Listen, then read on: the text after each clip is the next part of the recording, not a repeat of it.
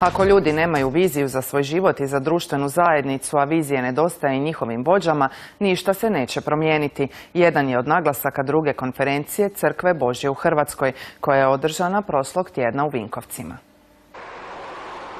Vizija ima veze sa budućnošću, sa nadom, sa kvalitetnim životom. Za Hrvatsku kao mladu članicu Europske unije, bremenitu mnogobrojnim problemima, gospodarskim i drugima, važno je imati dobru viziju.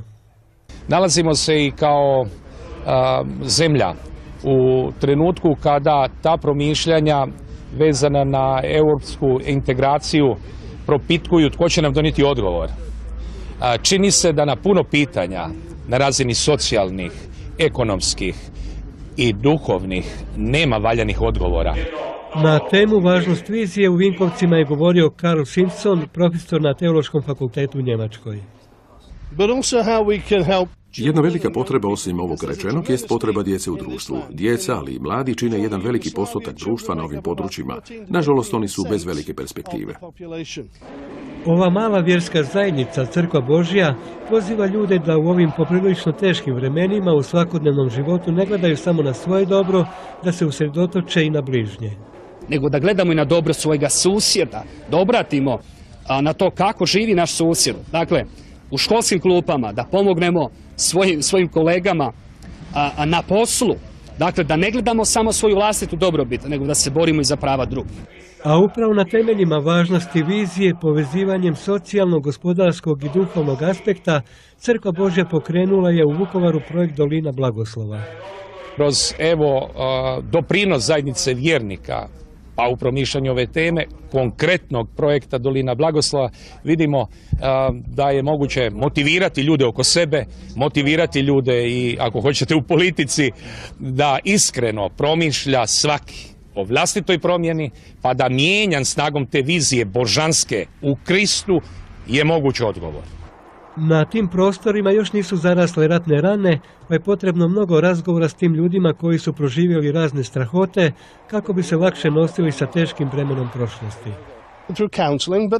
Savjetovanje je jedan dobar alat, ali također s druge strane ljudi trebaju biti voljni oprostiti jedan drugome. Ako mi samo gledamo unazad u prošlost i živimo s težinom prošlosti, to nam neće pomoći da oprostimo jedni drugima.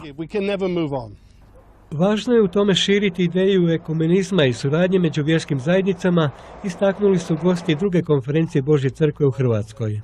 Ako mi kao vjerske zajednice ne pokažemo to jedinstvo i da imamo tu zajedničku viziju dobro ovome narodu, dakle, a mi to dobro najviše